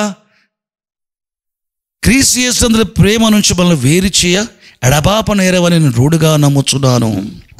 వీటన్నిటిలో శ్రమలలో, హింసలలో, కరువులో, వస్త్రహీనతలో, శత్రుత్వములో, మనుషుల ఎడల, అన్ని విషయాలలో, ఉపద్రవములలో, ఇప్పుడున్నవి కానీ ఇంకా రాబోయేవి కానీ, ఇప్పుడున్న వైరస్ కానీ రాబోయే వైరస్లు కానీ ఇంకా రాబోయేవి ఏమైనా సరే, వీటన్నిటిలో నుంచి మనల్ని ప్రేమించు వాని ద్వారా అత్యధిక విజయం పొందుతున్నాము. హల్లెలూయా. భూనివాసులు శోధించు లోకమంతా రాబోయే శోధన కాలంలో వాటి వలన ఓడిపో మనల్ని ప్రేమించు వాని ద్వారా వీటన్నిటిలో అత్యధిక విజయం, మామూలు విజయం కాదు, అత్యధిక విజయం. మోషే ఫరో ఎట కర్రను పడేస్తే పామైంది. మంత్రజ్జులు ఫరో ఎట కర్రను పడేస్తే పామైంది. ఏటి నీళ్ళు రక్తంగా మోషే చేస్తే మంత్రజ్జులు కూడా ఏటి నీళ్ళు రక్తంగా చేశారు. ఏటిని కొట్టగా కప్పలు వచ్చేసి ఇళ్లలోకి వస్తే మోషే, మంత్రజ్జులు కూడా ఏటిని కొట్టగా కప్పలు ఇళ్లలోకి వచ్చాయి. మోషే ధూళిని కొట్టాడు, పేర్లు అయ్యాయి. మంత్రజ్జులు చేయబోయారు, కాలేదు. ఇక్కడ ఏం తెలుసా? పోటీ ఉంది కానీ మోషే జయించాడు. ఏలియా బయలు ప్రవక్తల ముందు కర్మెలు పర్వతం మీద బయలు ప్రవక్తలు ఏమి చేయలేకపోయారు. ప్రొద్దు నుంచి మధ్యాహ్నం వరకు, మధ్యాహ్నం సాయంత్రం వరకు ఏమి చేయలేకపోయారు. కానీ కొన్ని క్షణాల్లో చిన్న ప్రార్థనతో పరలోకుడు అగ్ని వచ్చి బలిని దహించగా ఇజ్రాయేలు దేశమంతా ప్రజలందరూ కూడా ఏమన్నారు తెలుసా? యెహోవాయే దేవుడు అన్నాడు. ఇక్కడ ఏంటి తెలుసా? మోషేలాగా జయం కాదు, ఇక్కడ ఏలియాది అత్యధిక విజయం. అసలు పోటీ లేదు ఏలియాకు, అత్యధిక విజయం. దేవునికి స్తోత్రం. మనల్ని ప్రేమించు వాని ద్వారా కరువులో అత్యధిక విజయం, ఖడ్గములో అత్యధిక విజయం, అపాయములో అత్యధిక విజయం, తెగుళ్లలో అత్యధిక విజయం, మనుషుల మధ్య అత్యధిక విజయం, హింసలలో అత్యధిక విజయం, శ్రమలలో అత్యధిక విజయం, ఉపద్రవములలో అత్యధిక విజయం, వస్త్రహీనతలో అత్యధిక విజయం, ఉన్న వాట్లలో అత్యధిక విజయం, రాబోయే ఇంకేమన్నా ఉన్నాయా? అత్యధిక విజయం. మనల్ని ప్రేమించుకోవడం ద్వారా అత్యధిక విజయం పొందుతున్నాం. ఇప్పటి కాలపు శ్రమలు అప్పటి వారికి చెప్పినట్టే ఉంది, కానీ అది ఇప్పటి వారికి కూడా చెప్పినట్టుకుంది. ఇప్పటి వారికి అనేది ఇంకా అప్పటి వారికి అప్పటి శ్రమల గురించి చెప్పుతూ మహిమ ప్రత్యక్షం కాబోతుంది అన్నాడు. కానీ అతను చెప్పి 2000 అయిపోయిన మహిమ ప్రత్యక్షం కాల. నిజంగా దేవుని మహిమ ప్రత్యక్షమయ్యే మునుపు మనమున్నాం. పౌలు చెప్పిన సమయం కంటే మన సమయము సమీపంగా ఉంది. యేసు ప్రభు రెండవ రాకడ గురించి 21st సెంచరీలోని క్రిస్టియన్స్ ఎదురు చూస్తున్నారు. చాలామంది క్రిస్టియన్స్ అర్థం చేసుకోరు. బిల్లీ గ్రాహం గారు ఒకసారి భారతదేశానికి వచ్చినప్పుడు కేంద్రంలో జయప్రకాష్ నారాయణ గారు అనే గొప్ప నాయకుడు ఉండేవాడు. బిల్లీ గ్రాహం గారు ఆయన కలుసుకునే సమయంలో బిల్లీ గ్రాహం గారు జయప్రకాష్ నారాయణ గారిని అడిగారు, భారతదేశంలో క్రైస్తవుల గురించి మీ అభిప్రాయం ఏంటంటే, వారితో మాకు ఏమి ఇబ్బంది లేదండి, మేము పొలిటీషియన్స్, మేము నెక్స్ట్ ఎలక్షన్లో ఎవరు వస్తారు, ఎవరు గవర్నమెంట్ వస్తుంది, మాది వస్తుందా వారిది వస్తుందా అని ఈ లోకం గురించి మేము ఎప్పుడు ఆలోచించేవారం. కానీ మా కంట్రీలోని క్రిస్టియన్స్ వారు రాబోయే లోకం ఎదురు చూసేవారు, ఈ లోకం గురించి ఎక్కువ ఆలోచించరు. రాబోయే లోకం ఎదురు చూసేవారు. మాకు వారితో ఎటువంటి ఇబ్బంది లేదన్నాడు ఆయన. ఆయన పొలిటీషియన్ అప్పటికి కూడా మంచి మాట చెప్పాడు. భూమి మీద మార్పు చెందిన క్రైస్తవ స్త్రీలు పురుషులు ఈ లోక విషయమై, ఈ లోక విషయాల విషయమై విచారించరు. వారు పరలోకకు ఎదురు చూచేవారు, రాబోయే లోకకు ఎదురు చూచేవారు, క్రొత్త భూమి క్రొత్త ఆకాశ కొరకు దేవుని వాగ్దానాలను బట్టి ఎదురు చూచేవారు, నూతన యెరూషలేము పట్టణం కోసం ఎదురు చూచేవారు. దీన్ని కలిపి ఒక్క మాట చెప్పాలంటే క్రొత్త భూమి క్రొత్త ఆకాశం, నూతన యెరూషలేము పట్టణం అంటే రాబోయే లోకం. రాబోయే లోక కొరకు ఎదురు చూచేవారు భూమి మీద క్రైస్తవుడు. రాబోయే లోకం ఎప్పుడు ప్రారంభమైంది? యేసుప్రభు రాకడతో. యేసుప్రభు రాకడతో రాబోయే లోకానికి నీకు ఇచ్చేది ఏంటయ్యా అంటే అక్షయమైన నిర్మలమైన వాడబారని స్వాస్థ్యం. ఈ చనిపోటుకు వీలైన ఈ వాడబారి పాప క్షయమైన ఈశ్వరాన్ని వాడబారని పవిత్రమైన అక్షయ శరీరంగా మార్చేస్తాడు. దాంతో రాబోయే లోకాన్ని స్వతంత్రించుకుంటాం, దాంతో రాబోయే లోకంలో మనం జీవిస్తాం. కాబట్టి క్రీస్తు వచ్చినప్పుడు ఆయన వారికి అందరికి కూడా ఏమిస్తాడు? మహిమనిస్తాడు. మనకు జీవమైన క్రీస్తు ప్రత్యక్షమైనప్పుడు మనం కూడా ఆయనతో కూడా మహిమలో ప్రత్యక్షమవుతాం. ఆ ప్రత్యక్ష కాబోయే మహిమ ఎదుట ఇప్పటి కాలపు శ్రమలు ఎన్నదైనవి కావు. పౌలు చెప్పే మాట సాధారణ శ్రమల గురించి కాదు, క్రీస్తు వచ్చినప్పుడు బయలుపరచబడే మహిమకు మునుపున్న శ్రమలు. అవి ఏం శ్రమలు? అవి మహాశ్రమలు. క్రీస్తు విరోధి బయలుపరచబడినప్పుడు ఉండే మహాశ్రమలు. పౌలు చెప్పాడు ముందు శ్రమలు తర్వాత మహిమ. పేతురు చెప్పాడు ముందు శ్రమలు తర్వాత మహిమ. యోహాన్ చెప్పాడు ముందు శ్రమలు తర్వాత మహిమ. యేసుప్రభు శరదారిన దినాలలో ఆయన ఏం చెప్పాడో చూద్దాం. ప్రభువా నీ రాకడకు సూచన ఏమి? ఇదివరకు మనం చెప్పుకున్నాం. ఎప్పుడు జరుగును? నీ రాకడ సూచనలు ఏమి? యుగ సమాప్తికి సూచనలు ఏమి? ఇప్పుడు మనం ప్రభు రాకడ గురించి మాట్లాడుతున్నాం. ప్రభు రాకడ సూచనలు ఏమి? యేసుప్రభు చెప్పాడు సాధారణంగా ఇవన్నీ జరగవలసి ఉన్నవి అని చెప్పాడు. చెప్తూ మత్తయి సువార్త 24:15 ప్రవక్త దానియేలు చెప్పినట్టుగా పరిశుద్ధ స్థలములో అంటే దేవుని ఆలయంలో, యెరూషలేములోని దేవుని ఆలయంలో ఏమైన వస్తువు అనగా క్రీస్తు విరోధి నిలుచుట మీరు చూడగానే చదువువాడు గ్రహించుగాక. యూదులైన వాడు కొండలకు పారిపోవాలి, మిద్దె మీద ఉన్నవాడు ఇంట్లో దిగి ఏదైనా పట్టుకుపోవడానికి ప్రయత్నం చేయొద్దు, ఉన్న చోటు వెళ్ళిపోవాలా. పొలంలో ఉన్నవాడు ఇంటికి ఏమైనా వచ్చి తీసుకొని పోవడం రాకూడదు, ఎక్కడొక్కడ పారిపోవాలా. దేనికి స్తోత్రం. అయ్యో ఆ దినములలో గర్భిణులకు పాలిచ్చు వారికి శ్రమ, అప్పుడు మహాశ్రమ కలుగును. పేతురు చెప్పిన మొదటి పేతురు పత్రిక 4:12 చెప్పిన అగ్ని వంటి మహాశ్రమ అని చెప్పాడే పేతురు. 24 మత్తయి సువార్త యేసుప్రభు చెప్పినప్పుడు పేతురు యోహాను యాకోబులు అక్కడ ఉన్నారు ఒలీవ కొండ మీద. అగ్ని వంటి మహాశ్రమ అని పేతురు ఏ ఉద్దేశంతో చెప్పాడు ఆయన తెలుసు.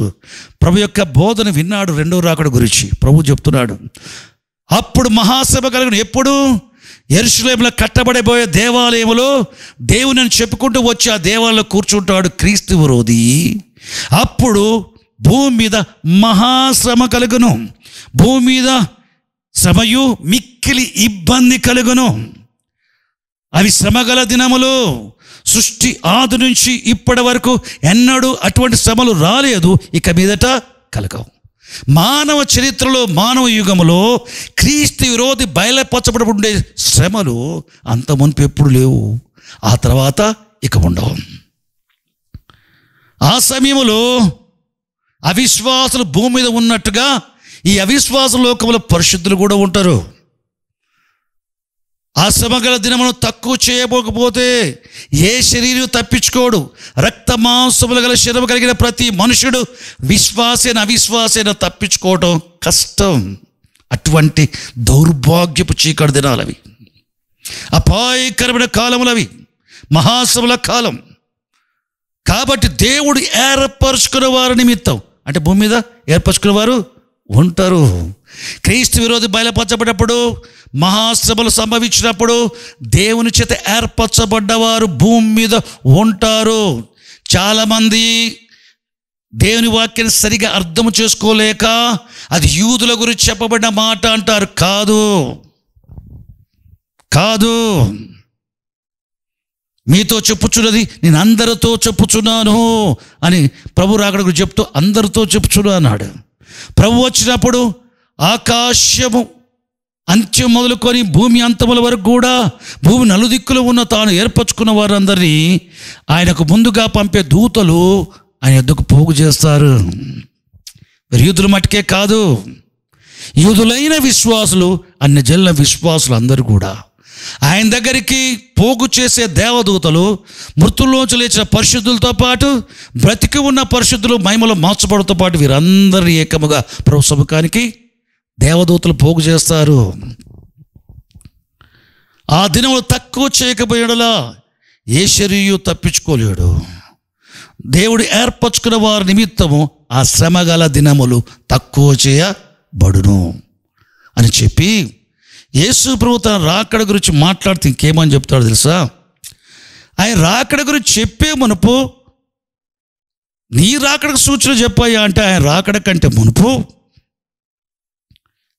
యెరూషలేము దేవాలయంలో క్రీస్తు విరోధి బయలుపరచబడే సంగతి చెప్పాడు. క్రీస్తు విరోధికి మునుపు నేను వస్తానని చెప్పలేదు. అది రహస్యము కాదు, బహిరంగం కాదు, ఏది చెప్పలేదు ఆయన. క్రీస్తు విరోధికి మునుపు మత్తయి సువార్త 24వ అధ్యాయంలో యేసు ప్రభు వచ్చే సంగతి ఏమైనా ప్రస్తావించిండట? లేదు, తేటగా ఉంది. అది 15వ వచనం నుండి ఏం ప్రారంభమైంది? క్రీస్తు విరోధి బయలుపరచబడిన తర్వాత శ్రమ, మహాశ్రమలు, అవి తక్కువ చేయబడాలి, ఎవడు తప్పించుకోలేడు, ఎప్పుడు అటు శ్రమలు రాలేదు, అంత మునుపు లేవు, ఇక ముందుకు రావు, దేవుడు ఏర్పరచుకున్న వారి నిమిత్తం శ్రమలు తక్కువ చేయబడును అని చెబుతూ మత్తయి సువార్త 24వ అధ్యాయంలో 29వ వచనం నుండి 31వ వచనం వరకు మీరు చూడండి. బైబిల్ తెరిచి చదువుకోండి. మత్తయి సువార్త 24వ అధ్యాయం 29వ వచనం నుండి 31వ వచనం వరకు. 29వ వచనంలో ఏముంది తెలుసా?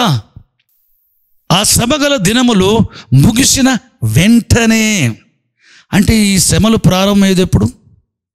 క్రీస్తు విరోధి బయలుపరచబడ్డప్పుడు. క్రీస్తు విరోధి ఏ విధంగా బయలుపరచబడతాడు? ఏది భూమి మీద దేవుడు అనబడుతున్నాడో, ఏది పూజింపబడుతున్నాడో దాన్ని అంతటి ఎదురుస్తూ తానే దేవుడని చెప్పుకుంటూ, దేవుడిగా చెప్పుకొని హెచ్చించుకుంటూ, దేవుడిగా కనపరుచుకుంటూ వచ్చి యెరూషలేములో కట్టబడబోయే దేవాలయంలో వాడు కూర్చుంటాడు. ఇది క్రీస్తు విరోధి బయలుపరచబడుట. అప్పుడు ప్రారంభమయ్యేది ఏంటి? మహాశ్రమల కాలం. అది ఆరంభం.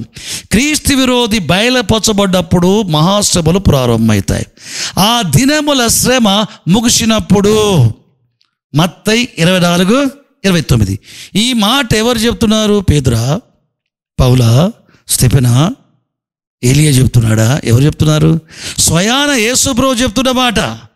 ఆ దినముల, ఏ దినముల? క్రీస్తు విరోధితో ప్రారంభమైన ఆ మహాశ్రమ గల దినముల, ఆ దినములు ముగిసినప్పుడు, ఆ శ్రమ గల దినములు, మహాశ్రమల దినములు ముగిసినప్పుడు వెంటనే సూర్యుడు చీకటి కమ్మును, చంద్రుడు తన కాంతినియ్యడు, ఆకాశ నక్షత్రాలు రాలుతాయి, ఆకాశ శక్తులు కదిలించబడతాయి. అప్పుడు, ఎప్పుడు?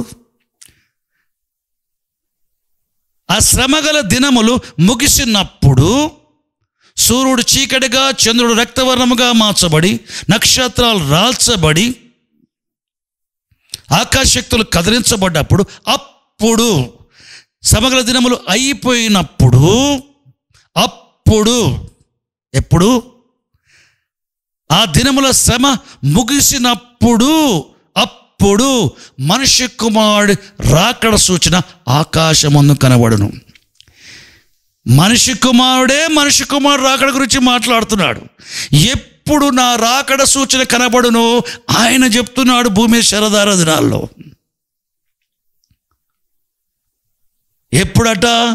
ఆ దినముల శ్రమ ముగిసినప్పుడు వెంటనే సూర్యుడు చీకటైపోతాడు, వెంటనే చంద్రుడు రక్తమైపోతాడు, వెంటనే నక్షత్రాలు వెళ్తాయి, వెంటనే శక్తులు కదిలించబడతాయి ఆకాశం వద్దు, వెంటనే. అప్పుడు ఎప్పుడు? శ్రమ దినములు ముగిసినప్పుడు ఆకాశమందు ఆయన రాకడ సూచన కనబడును. అప్పుడు ఆయన మహాప్రభావంతో మహామహిమతో ఆయన ముందుగా తన దూతలు పంపించును. అప్పుడు భూజనులందరూ ఆయన వచ్చిన చూచి రొమ్ము కొట్టుకొందురు, ఇలా విశ్వాసులు. అప్పుడు ఆయన ముందుగా పంపే దూతలు ఆకాశం మొదలుకొని భూమి అంతల వరకు దేవుడు ఏర్పరచుకున్న వారిని, సర్వలోకంలో పరిశుద్ధులందరినీ ఏర్పరచుకున్న వారందరినీ దేవదూతల ఎదుటికి పోగు చేతురు. ఆయన వచ్చేంత వరకు సంఘం ఇక్కడ ఉంటుంది, ఆయన వచ్చేంత వరకు అవిశ్వాసులు ఇక్కడ ఉంటారు. ఆ శ్రమగల దినములు ముగిసినప్పుడు మనిషి కుమారుడు వస్తాడని, నేను వస్తానని యేసుప్రభు స్వయాన చెప్పాడు. ఇది 4వ సాక్ష్యం. 2 లేక 3 చేత పలకబడ్డ ప్రతి మాట స్థిరపరచబడ్డంటే యోహాను చెప్పింది చెప్పాను, పేతురు చెప్పింది చెప్పాను, పౌలు చెప్పింది చెప్పాను, యేసుప్రభు స్వయాన చెప్పింది చెప్పాను. ఇంకా సరిపోదు అంటే ప్రకటన గ్రంథం కాసేపు ధ్యానించుకుందాం. ప్రకటన గ్రంథం 3వ అధ్యాయం 10వ వచనంలో ప్రభువు చెప్పిన మాట యోహాను ద్వారా, భూనివాసులు శోధించుకు లోకమంతలు రాబోయే శోధన కాలం. ఎప్పుడు ఆ శోధన కాలం? రాబోయే అంటే అది భవిష్యత్ విషయం. రాబోయే అంటే జరగబోయే సంగతి. సంఘాలకు రాయించడం ముగించిన తర్వాత పరలోకం తెరబడటం, పరలోకుడు ఒక స్వరం, బూర వంటి స్వరం యోహానుకు వినబడటం జరిగింది. నేను వినిన మొదటి స్వరం, బూర వంటి స్వరం నాతో ఇలా చెప్పగా వింటిని, నువ్వు ఎక్కిరమ్ము. ఎక్కడికి? పరలోకానికి. ఎందుకు? ఇక మీట జరగే విషయాలు నీకు తెలియజేస్తాను అని చెప్పుకొచ్చాడు. దేవునికి స్తోత్రం దేవకలుగాక. ఇది సంఘం ఎత్తబట్టం కాదు. పౌలు ఆత్మశ్రయ పరలోకం పోయాడు, సంఘం ఎత్తబట్టం కాదు.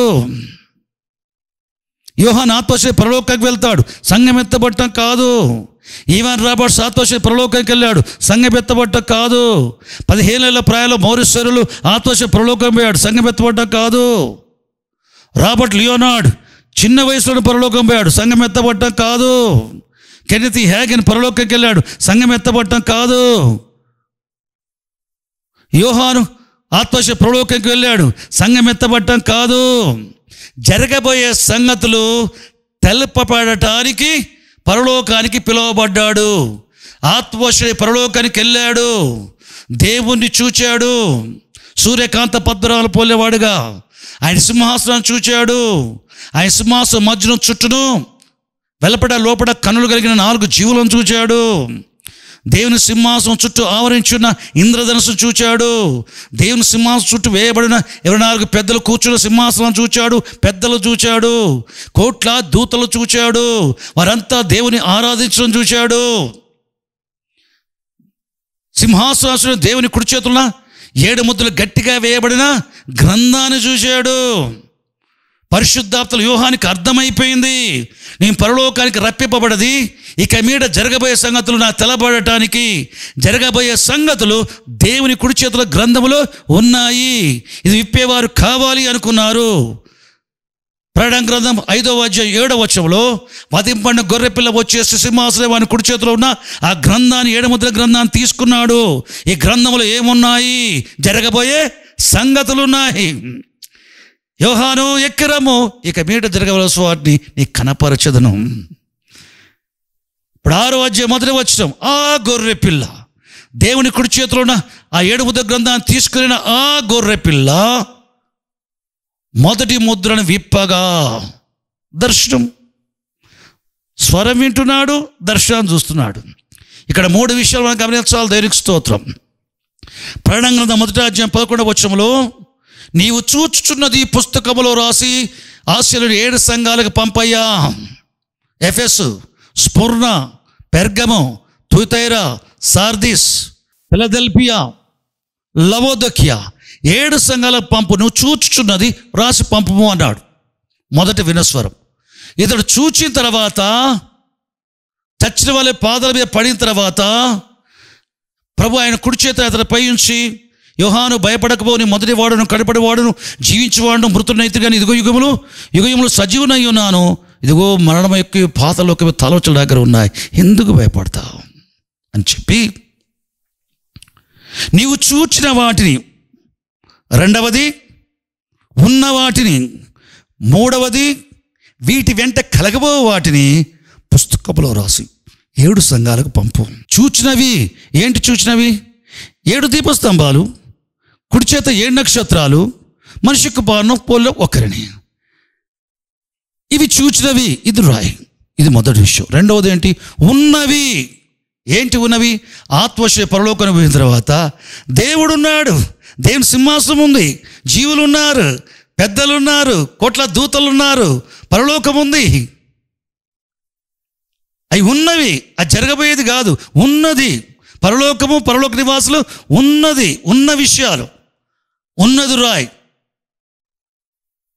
మూడవది ఏంటి? వీటి వెంట కలగబోయేటి. ఏంటి వీటి వెంట? అది దేవుని కుడి చేతున్న గ్రంథము విప్పితే తప్ప వీటి వెంట కలగబోయేటి. అది ఇక మీట జరగబో వాటి, వీటి వెంట కలగబో వాటి అన్నా, ఇక మీట జరగబోయే వాటి అన్నా ఒకటే. ప్రకటన 3వ అధ్యాయం 10వ వచనం ఏమన్నాడు? భూనివాసులు శోధించు లోకమంతటి రాబోయే శోధన. 6వ అధ్యాయం మొదటి ముద్ర విప్పగానే లోకమంతటి రాబోయే శోధన క్రీస్తు విరోధి బయలుపరచబడట. క్రీస్తు విరోధులు, అబద్ధ క్రీస్తులు, అబద్ధ ప్రవక్తలు, అబద్ధ బోధకులు, అబద్ధ అపోస్తలు, వీళ్ళంతా కూడా చెడ్డ ఆత్మలు గల వారంతా కూడా మొదటి ముద్ర విప్పగానే ఉంటారు. ప్రధానమైన వ్యక్తి క్రీస్తు విరోధి, బయలుపరచబడే క్రీస్తు విరోధి, లోకమంతటి రాబోయే శోధన క్రీస్తు విరోధి. వాడొక పెద్ద శోధన, వాని పేరిటి సంఖ్య ఒక శోధన, వాడి ప్రతిమ ఒక శోధన. వానికి మొక్కకున్నా, వాని ప్రతిమకు మొక్కకున్నా, వాడి పేరిటి సంఖ్య 666 ముద్ర లేక వాని పేరైనా కుడి చేతగా నొసటైన ముద్రించుకోకుండా ఉన్నా బ్రతకడం కష్టం. భూమి మీద మనిషి ప్రభుని హత్తుకునే వ్యక్తి, ప్రభుని ప్రేమించే వ్యక్తి, ప్రభు కృప చేత విశ్వాసం బలంగా ఉండే వ్యక్తి ఎలా ఉంటాడు? వానికి నమస్కారం చేయడు, వాడు ప్రతిభకు నమస్కారం చేయడు, వాడి పేరు కానీ పేరు సంఖ్య కానీ నొస కానీ కుడి చేతి కానీ వేసుకోకుండా ఏం చేస్తాడు? పైగా దేవుని వాక్యం ప్రకటిస్తాడు, దేవుని ఆజ్ఞలు గైకొంటాడు, మృతుల్లోంచి లేచిన యేసుక్రీస్తు ప్రభువుని గూర్చి సాక్ష్యం ఇస్తాడు, అవసరమైతే పురాణం పెడతాడు. ఈ శోధన లొంగుతావా? ఈ శోధన జయిస్తావా? జయించువానికి, ఈ శోధన జయించువానికి నా దేవుని ఆలయములో ఒక స్తంభముగా చేసేదను, వాడు ఎన్నడూ దానిలోంచి వెలుపలికి రాడు. చూడండి, దేనికి స్తోత్రం, దేని మేకలు గాక.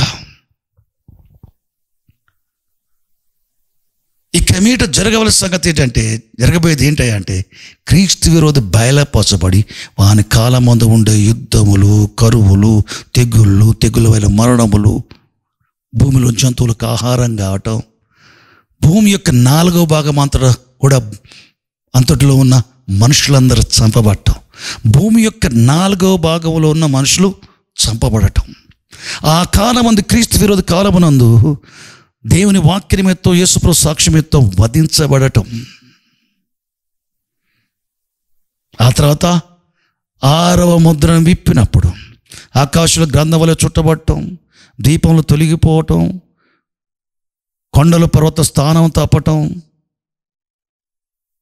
అటువంటి సమయం నక్షత్రాలు రాలటం, సూర్యుడు చీకటి కావటం, చంద్రుడు రక్తవర్ణం కావటం, అప్పుడు భూరాజులు, బలిష్ఠులు, సహస్రాధిపతులు, ధనవంతులు, సామాన్యులు, కొద్దివారు, గొప్పవారు, దాసు స్వాతంత్రులు అందరూ కూడా సింహాసనాసీన వాను చూస్తారు, గొర్రె పిల్లను చూస్తారు. చూచి వారు చెప్పే మాట ప్రకటన గ్రంథం 6వ అధ్యాయం 15-17 వచనాల్లో, సింహాసనాసుడే వాని యొక్కయు గొర్రె పిల్ల యొక్క ఉగ్రత మహాదినం వచ్చనే, దానికి తాళజాలన వాడేవాడు,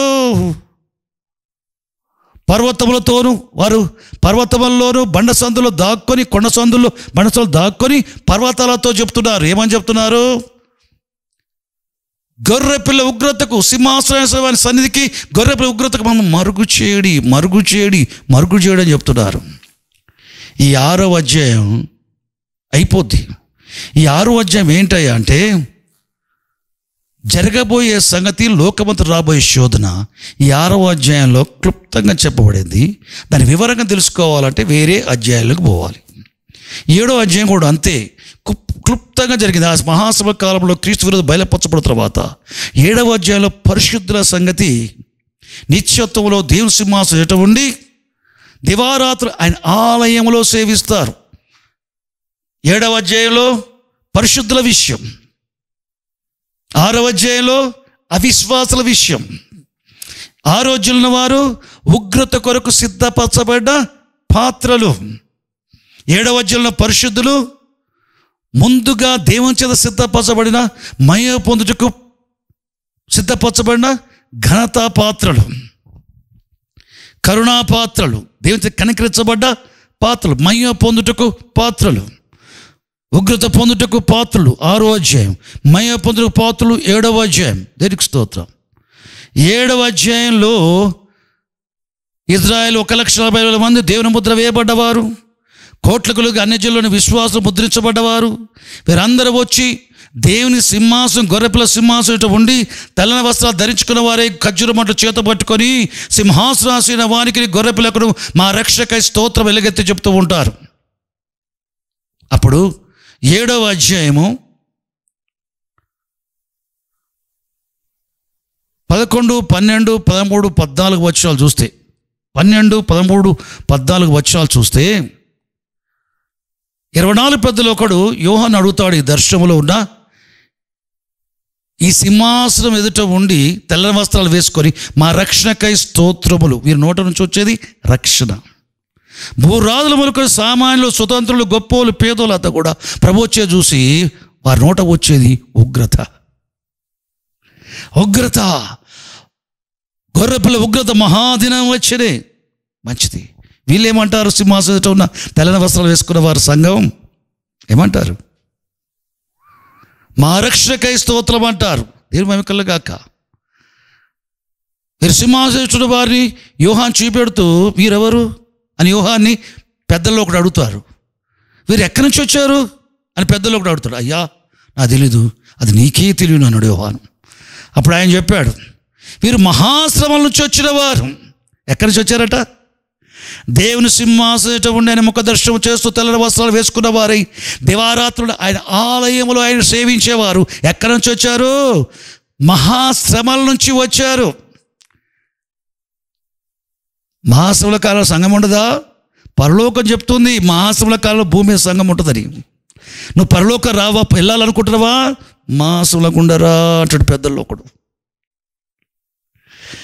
ఇది భూమి మీద ప్రవక్తలు చెప్పే మాట కాదు, ఇది అపోస్తలులు చెప్పబడే మాట కాదు. ఇది పరలోకములో దేవుని సముఖములో ఉండే 24 పెద్దలలో ఒకడు చెప్తున్నాడు, ఈ దేవుని సింహాసనం ఉండి దివారాత్రులని ముఖదర్శనం చేస్తూ సేవించేవారు అందరూ కూడా వీరు మహాశ్రమం నుంచి వచ్చిన వారు.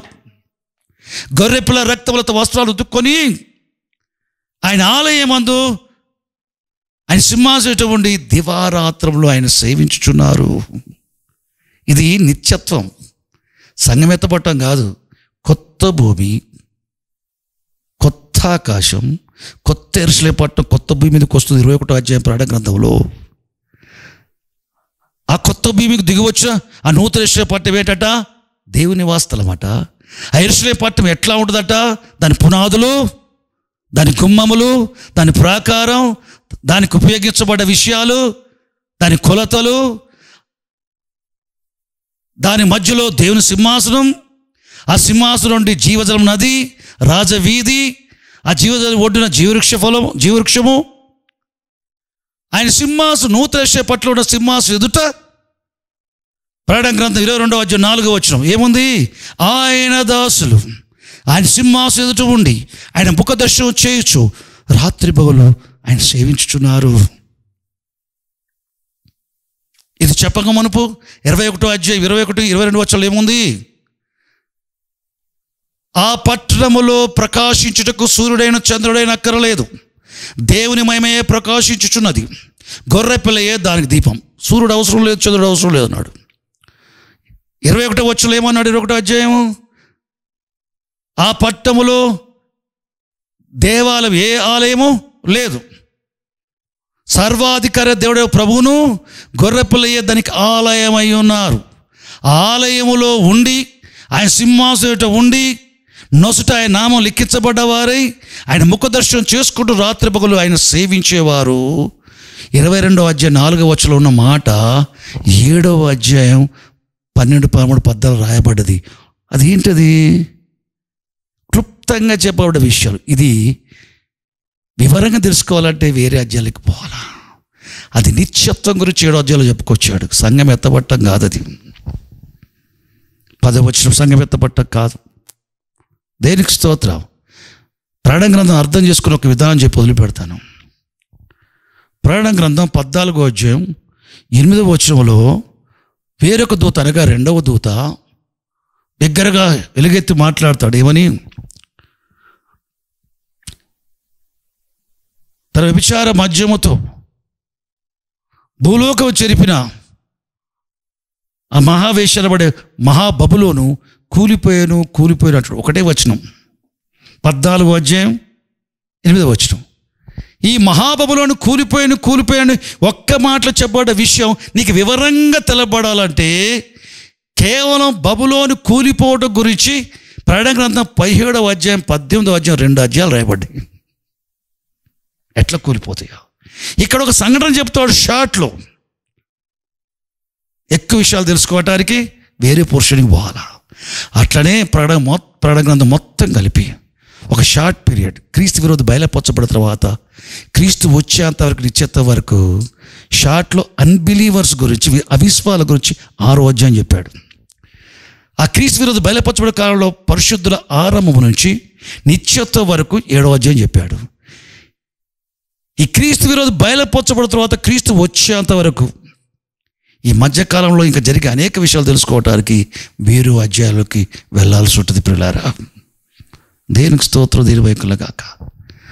మహాసభల నుంచి వచ్చిన వారు, వీరు ఎక్కడి నుంచి వచ్చారు? వీరు మహాసభల నుంచి వచ్చిన వారు. గొర్రెపిల్ల రక్తులతో వస్త్రాలు ఉతుక్కుని తెలుపు చేసుకున్నారు కనుక ఆయన ఆలయంలో ఉండి దివారాత్రులు ఆయన సేవించున్నారు. ఇది నిత్యత్వం. ఎవరు వారు? ఎక్కడి నుంచి వచ్చారు? చివరి తరం, భూమి ఉండే 21st century సంఘం మహాసభల గుండా పోవాలి. లేదు బ్రదర్, సభలకు ముందే మేము వెళ్ళిపోతాం. ఎక్కడ పోయి ఉంటావు? మధ్యాకాశంలో ఉంటావు. లేదు, నువ్వు వెళ్తే పరలోకం పోవాలా, లేకపోతే పాతాళం పోవాలా. మధ్యాకాశంలో ఉండటానికి వీలు లేదు. బైబిల్ చెప్పటాంలే, బైబిల్ చెప్పంది నువ్వు నమ్ముతున్నావు. ఏం తెలుసా? మనోనేత్రాలు మూయబడ్డ వారి యొక్క బోధలు అవి. మీ నేత్రాలు మూయబడ్డాయి, మీరు గుడ్డివారు. మీరు అది నమ్మటానికి మీకు బోధించిన వారు కూడా గుడ్డివారు. ప్రకటన గ్రంథ విషయమై గుడ్డివారు. శ్రమల కాలం మనపు క్రీస్తు విరోధకు మనపు సంఘం సీక్రెట్గా వెళ్ళిపోద్ది. ప్రభు సీక్రెట్గా వస్తే వారు చెప్పేవారంతా గుడ్డి బోధకులు. వారి బోధలు విని నమ్మేవారు. ఆ విధంగా గుడ్డివారికి త్రోచు పెడుతున్నారు. 2 గుంటలో పడతారు, ఎవడు పైకి తెలియడు. జాగ్రత్త. బైబిల్ ఆ విధంగా చెప్తా ఉంది. యేసుక్రీస్తు ప్రభు 2వ రాకడలో ఆయన మహిమ బయలుపరచబడిద్ది. అక్షయమైన నిరమైన వాడబార స్వాస్థ్యం బయలుపరచబడిద్ది. దాని మునుపు క్రీస్తు విషయ శ్రమలు సంఘానికి ఉంటాయి. క్రీస్తు విషయ శ్రమలు ఉంటాయి. చాలామంది అంటారు, ఏమంటారు తెలుసా? మనము రక్షణ పొందుటకే దేవుడు ఏర్పరచుకున్న కానీ, నియమించిన కానీ ఉగ్రత పోలగొట్ట కాదు కదా అని చెప్తారు. మరి అవునని ఎవరన్నారు? నీకు శ్రమలు అనే మాటకు, ఉగ్రత అనే మాటకు భేదం నీకు తెలియదు. శ్రమలు వేరు, ఉగ్రత వేరు. ఉగ్రత అనేది భక్తిహీనుల విషయములు. శ్రమలు, ఆ శ్రమలు కూడా క్రీస్తు విషయమైన శ్రమలు అనేది సంఘ విషయంలో ఇదే యేసుప్రభువు చెప్పాడు. నా యందు మీకు సమాధానం కలిగినట్లు ఈ మాటలు చెప్తున్నాను, మీకు లోకంలో శ్రమ కలుగును. విశ్వాసులారా, నా యందు విశ్వాసం ఉంచిన సంఘమా, లోకంలో శ్రమ కలుగును, ఆయన్ను ధైర్యం తెచ్చుకోండి. మీ పక్షాన నేను లోకాన్ని జయించున్నాను, నా ద్వారా మీరు ఈ లోకాన్ని జయిస్తారు. నా ప్రేమ ద్వారా వీటన్నిటిలో అత్యధిక విజయం మీరు పొందుతారు. హల్లెలూయా. క్రీస్తు కూడా ఆయన మహిమ పొందక మునుపు శ్రమల పాలు చేయబడ్డాడు. శిరస్సు కూడా మహిమ పొందక మునుపు శ్రమల గుండా పోయాడు. శిరస్సును హత్తుకునే సంఘము కూడా మహిమ పొందాలంటే శ్రమల గుండా పోవాలి. దేవునికి స్తోత్రం. శ్రమలలో నువ్వు అయిపోతావు అని బైబిల్ చెప్పలా, శ్రమలలో నువ్వు ఓడిపోతావు అని బైబిల్ చెప్పలా, శ్రమలలో నేను ఆదుకోను అని దేవుడు చెప్పలా, శ్రమలలో నిన్ను కాపాడను అని చెప్పలేదు. నేను నిన్ను కాపాడుతానన్నాడంతే. నిన్ను కాపాడుతానన్నాడు, అది నువ్వు నమ్మాలి. ఆయన కాపాడుతానన్నదాన్ని నువ్వు నమ్మాలి. రా, నీటిపై నడుస్తాట, రా నీ యొద్దకు వస్తా రా అన్నాడు. పేతురు అడిగేసి నడిచాడు. అలలు వచ్చాయి, అలల వైపు చూశాడు, మునిగాడు. ఆయన వైపు చూసినప్పుడు నడిచావు ఆయన దగ్గరికి పోవటానికి, అలల వైపు చూసినప్పుడు ఆయన దగ్గరికి పోవట్లే. ఎక్కడ పోతున్నావు? నీళ్ళలో మునిగిపోతున్నావు. శ్రమల కాలం కూడా అంతే. లోకల జరిగే వాటి చూస్తే అవి నీకు సంభవించను.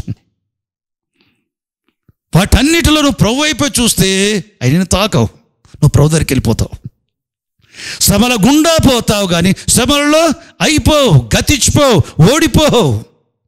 శ్రమలను అధిగమిస్తావు, అత్యధిక విజయం పొందుతావు, ప్రభుతో మహిమలో సదాకాలం ఉంటావు. అట్టి కృప తండ్రి అయిన దేవుడు యేసు ప్రభు నామములో మనకందరికీ అనుగ్రహించునుగాక. ఆమేన్. తలలోంచి ప్రార్థన చేసుకుందాం.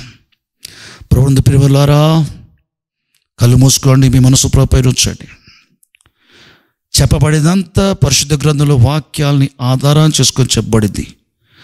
దేవుని వాక్యాన్ని బైబిల్కి వేరుగా ఏది చెప్పబడటం జరగలేదు ప్రియులారా. నేటి క్రైస్తవ సంఘములు బైబిల్లో లేని నమ్ముతున్నారు. ఇప్పటికీ లేని వాటి చెప్తే శ్రద్ధగా విని నమ్మేస్తున్నారు ప్రియులారా.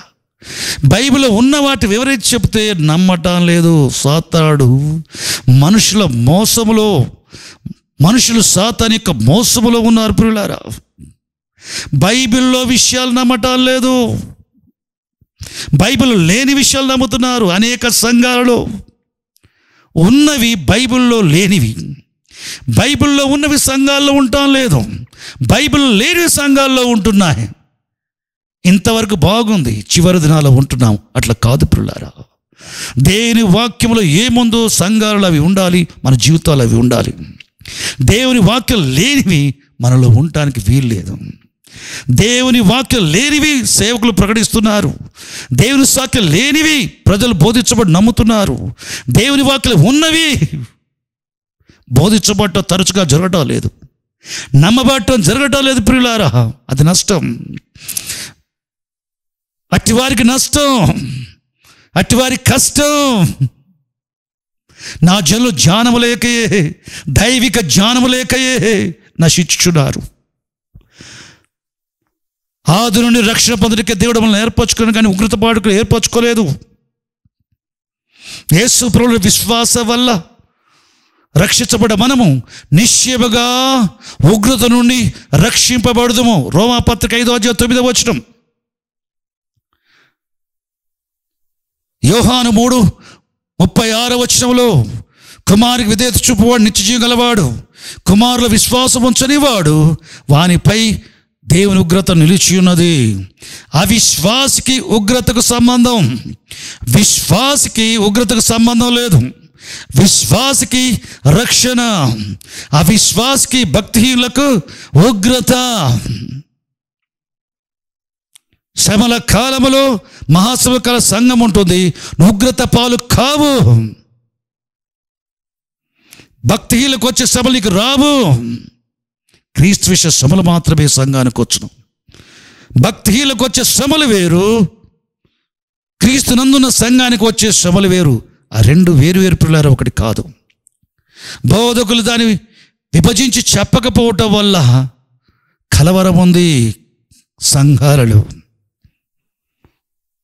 మరొకసారి మనం బోధించబడతాం. కానీ ప్రభువునందు ప్రియమైన వారలారా, విన్న వాక్యాన్ని అబ్రహాము రాజు బోధించిన బోధ లేఖనం సపోర్ట్ చేస్తూ లేదు అని చెప్పేసి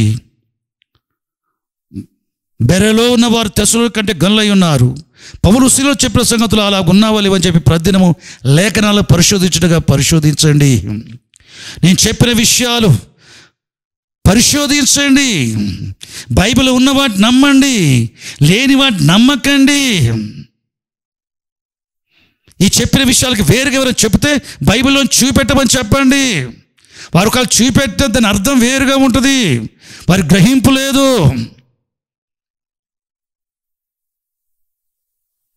ప్రార్థన చేసుకుందాం. మహిమాసభ తండ్రి, ప్రేమాకరగ ప్రభువా, నీ కనికరపు దృష్టి మాపై నిలిపి నువ్వు బోధించినందుకై నీ కృతజ్ఞతలు చెల్లిస్తాను ఆయన. ప్రకటింపబడ్డ వాక్యాన్ని మా జీవితాల్లో నిల్వ చేసి నూరంతలుగా అది ఫలించుటకు సహాయం చేయండి. నీ ప్రోత్సాహకరమైన సందేశాలను బట్టి కృతజ్ఞతలు చెల్లిస్తాను ఆయన.